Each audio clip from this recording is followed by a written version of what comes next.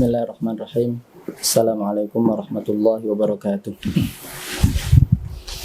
Alhamdulillahi rabbil alamin. Wassalatu wassalamu al-atamani al-akmalani ala sayyidil mursalin sayyidina wa maulana Muhammadin wa ala alihi wa sahbihi ajma'in. Amma ba'du. Ikhwafillah rahimakumullah.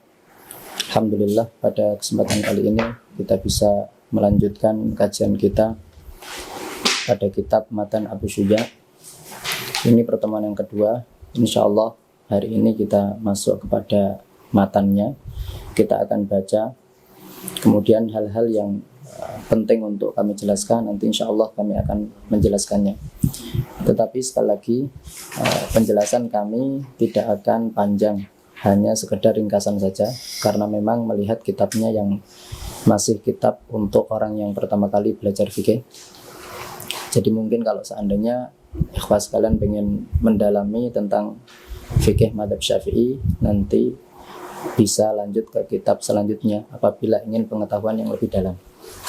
Baik, kita langsung masuk ke matannya.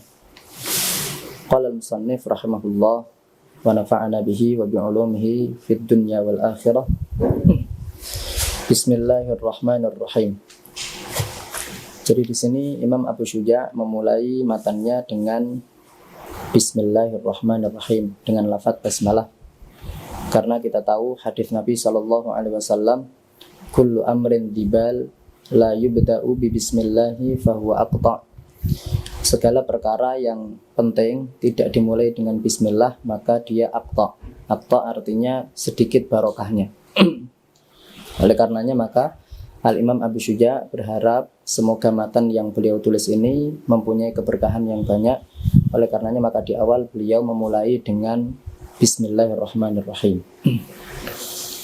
Alhamdulillahirabbil alamin.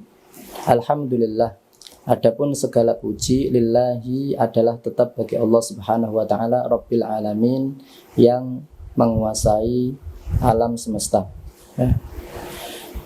Wa sallallahu, dan semoga salawat dari Allah ala sayyidina Muhammadin nabiyyi, atas baginda Nabi Muhammad sallallahu alaihi wasallam, wa alihi, dan keluarga beliau at-tahirina, yang suci, wa sahabatihi, dan sahabat-sahabat beliau ajmain, semuanya.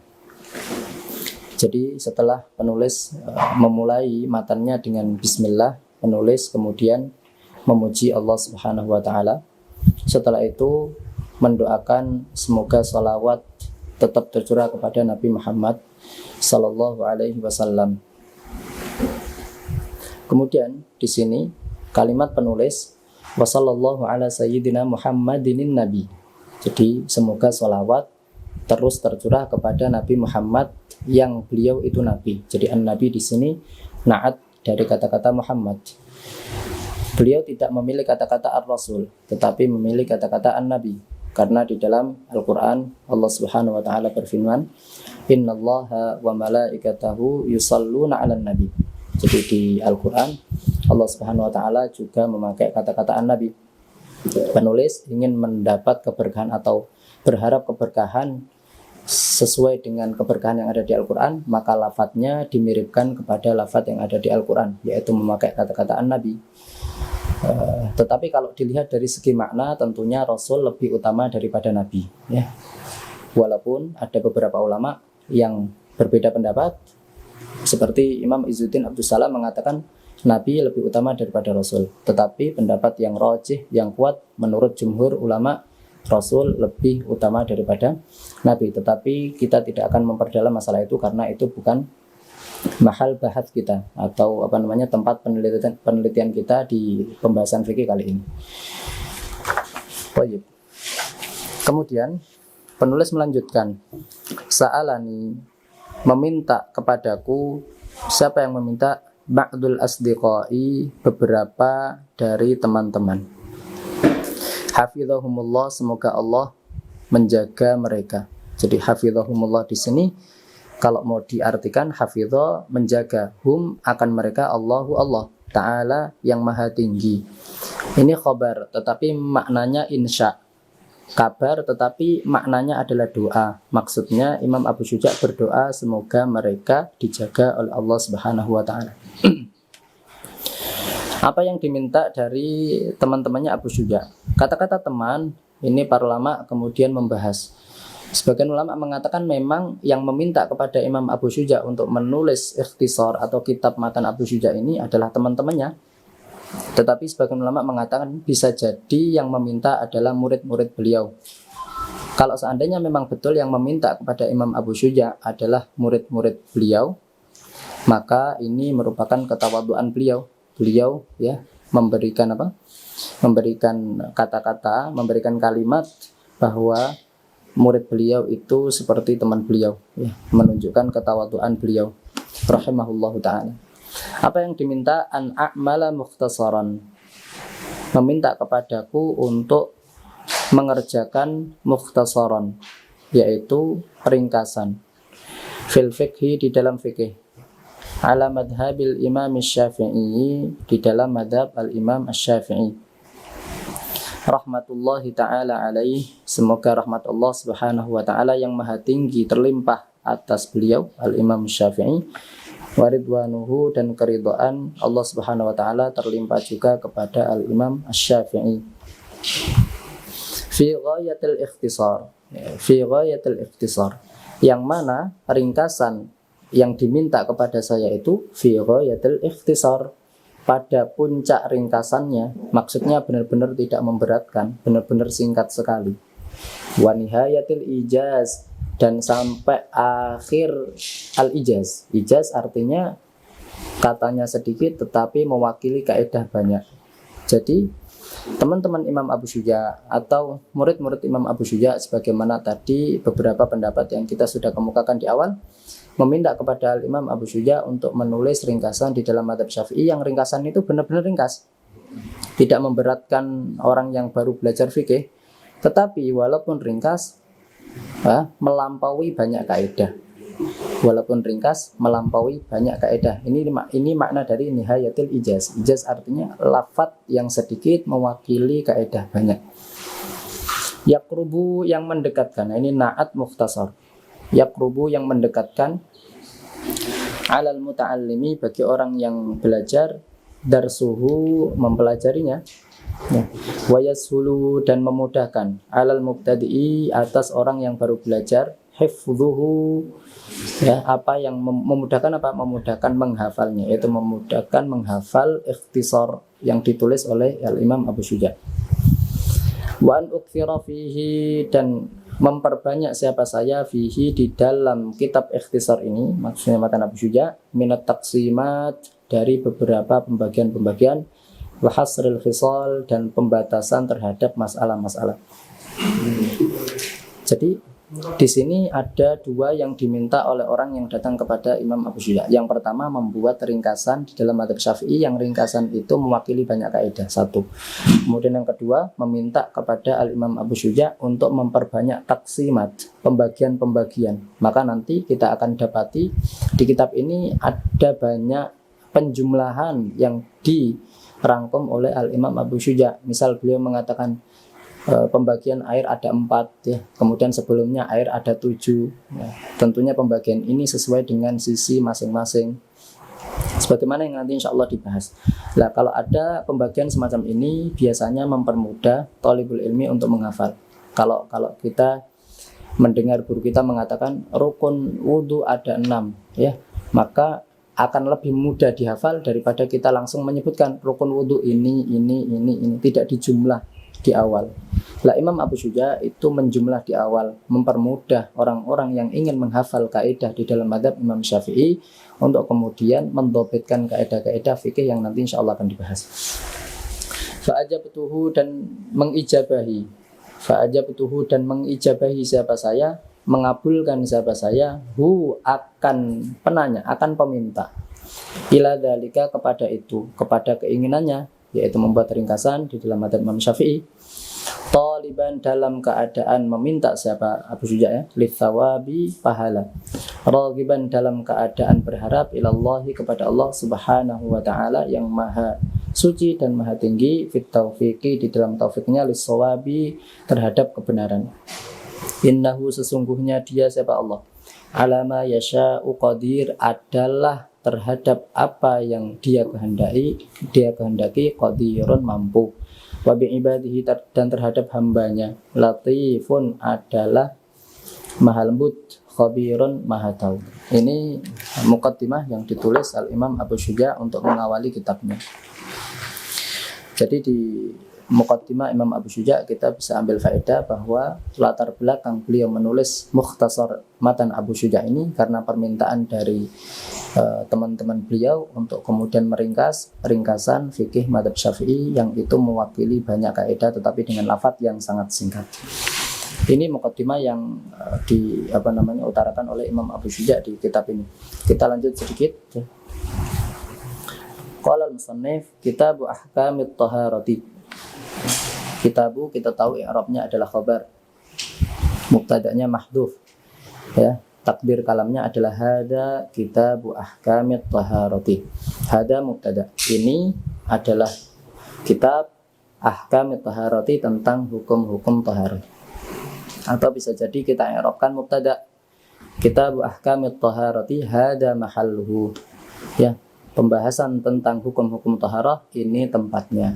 Jadi banyak sekali kemudian alternatif kita untuk kemudian mengi'rab kata-kata kitabu ahkamit taharati. At taharah secara bahasa artinya al-khulu minal adnas, ya, terhindar dari kotoran-kotoran.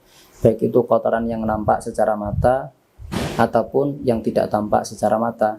Misal kita membersihkan hati kita disebut taharah juga, atau di badan kita ada kotoran maka disebut taharah juga secara bahasa. Tetapi secara istilah at-taharah banyak sekali para ulama mendefinisikan taharah secara istilah, tetapi yang terkenal definisi yang dikatakan oleh Al-Imam An-Nawawi di dalam kitab Al-Majmu' Syarah Muhadzab. Beliau mengatakan bahwasanya taharah adalah raf'ul hadathi au izalatun najasi au ma fi ma'nahuma wa ala suratihima atau au ala suratihima. Baik. Nanti insya Allah kita akan bahas ta'rif yang ada di definisi taharah ini per kata. Tapi sebelum kita masuk menjelaskan ta'rif taharah, kami akan mengawali tentang pembahasan umum fikih ini. Karena tadi kita lupa mengawali bahwa fikih ini dibagi menjadi 4 secara umum pembahasannya. Yang pertama fiqhul ibadat, fikih yang membahas tentang ibadat, hak-haknya Allah Subhanahu wa taala murni. Kemudian yang kedua fiqhul muamalat, fikih yang membahas tentang transaksi manusia dengan manusia. Kemudian yang ketiga fiqhul munakahat, fikih yang membahas tentang pernikahan dan apa yang berhubungan dengan pernikahan, tolak dan seterusnya. Ini di pembahasan yang ketiga. Kemudian yang keempat ada fiqhul jinayat, fikih yang membahas tentang hukuman-hukuman. Dan para ulama, para fuqaha membahas fikih sesuai dengan urutan yang tadi kami sebutkan, dimulai dari fiqhul ibadat, kemudian fiqhul muamalat, kemudian fiqhul munakahat, kemudian fiqhul jinayat. Dimulai fiqhul ibadat karena ini berhubungan dengan hak Allah Subhanahu wa taala, dan tentunya hak Allah Subhanahu wa taala lebih diutamakan dari hak selainnya. Kemudian dari fiqhul ibadat ini ada 4 pembahasan. Yang pertama salat, kemudian zakat, kemudian puasa, kemudian haji, ya. Yang pertama dibahas tentang masalah salat.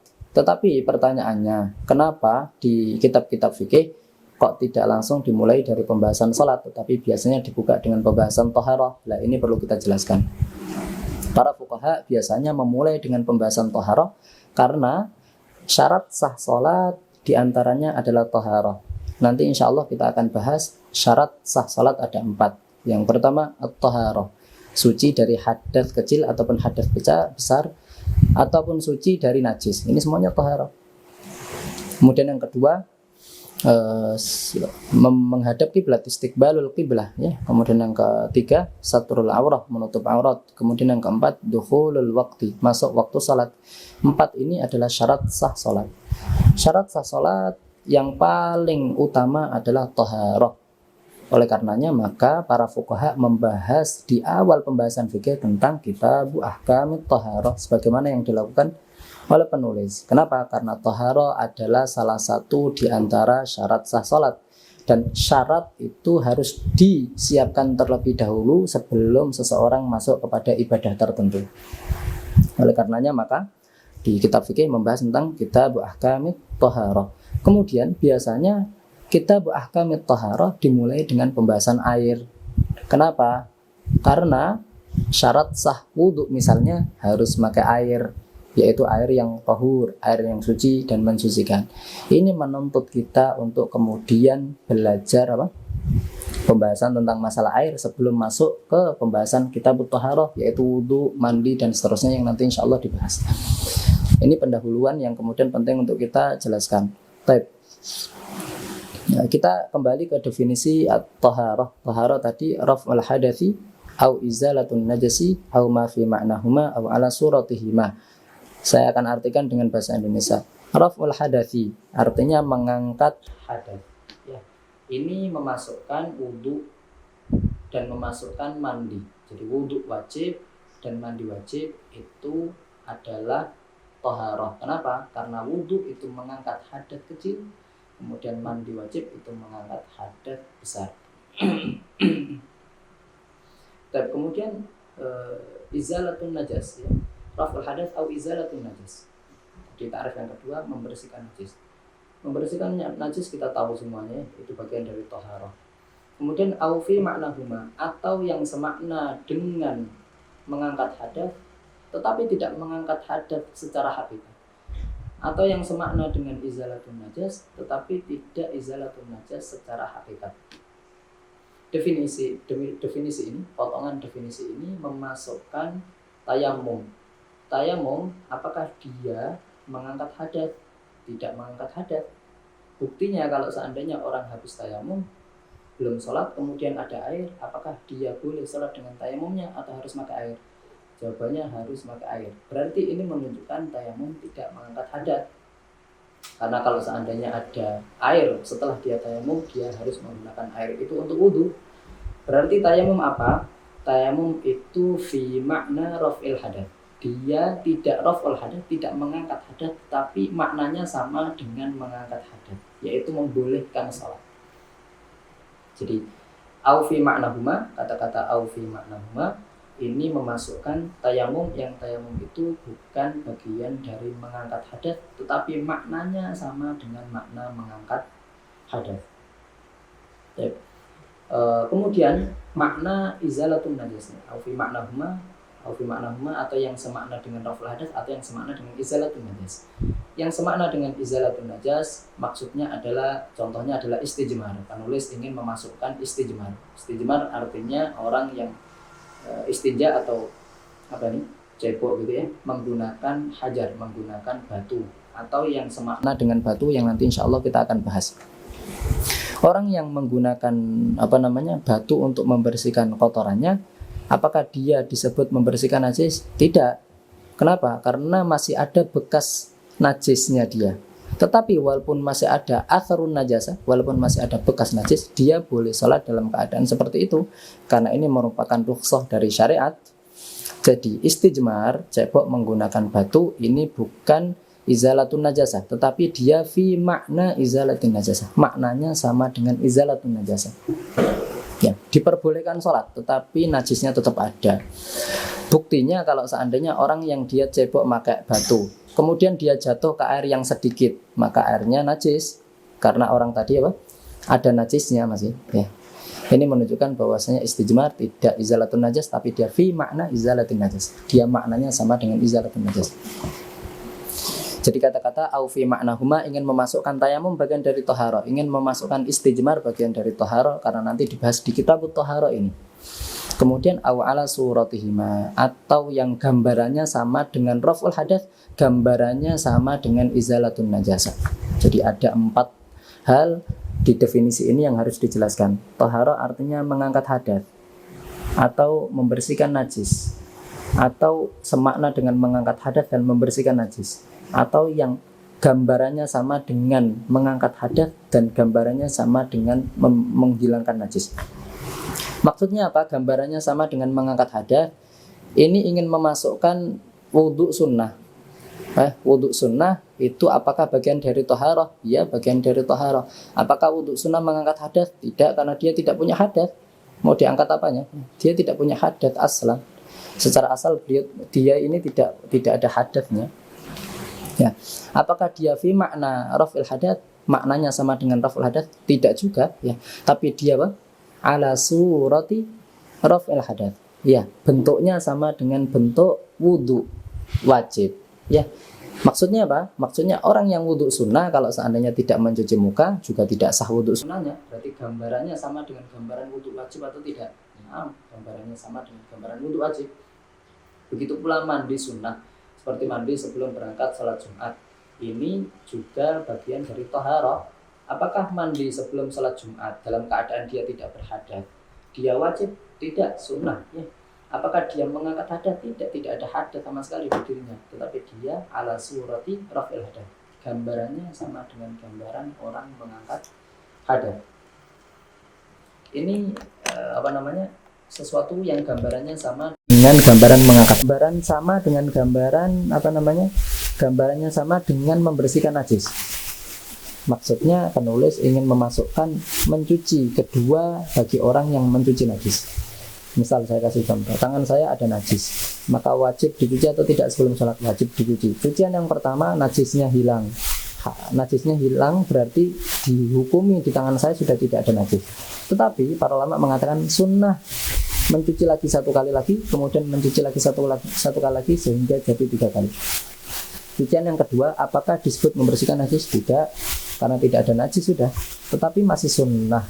Nah, itu maksudnya ala surati izalatin najis. Bentuknya sama dengan bentuk izalatin najis. Begitu pula cucian yang ketiga dari cucian mencuci najis, itu juga ala surati izalatin najis.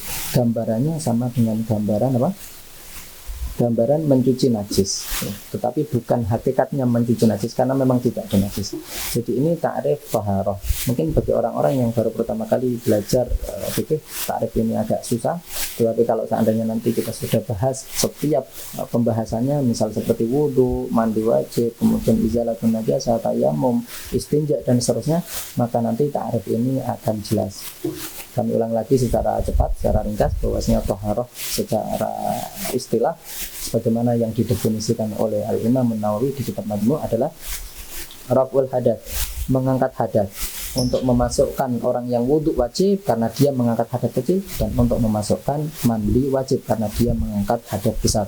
Kemudian au izalatun najas, atau membersihkan najis, ya, ini mafhum.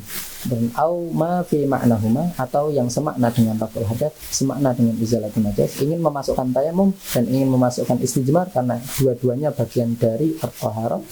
Kemudian au ala suratihima, atau yang bentuknya sama dengan bentuk raf'ul hadas dan bentuk izalatun najasah.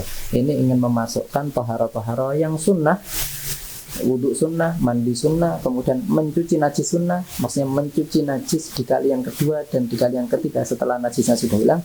Semuanya ini bagian dari tohara, dan nanti insya Allah akan dibahas di kitab Ahkamut Tohara. Mungkin ini yang bisa kami sampaikan ya untuk mengawali, karena memang rencana kita tidak ingin panjang-panjang, sedikit saja yang penting dipahami oleh orang yang mendengar. Kalau seandainya sekali didengarkan tidak paham, maka diulangi-ulangi, insya Allah nanti kalau sudah diulangi sering, insya Allah akan paham dengan sendirinya. Mungkin ini yang bisa kami sampaikan. Kita duduk dengan doa kafaratul majelis. Subhanakallahumma wa bihamdik, asyhadu an la ilaha illa anta, astaghfiruka wa atubu ilaik. Walhamdulillahirabbil alamin. Assalamualaikum warahmatullahi wabarakatuh.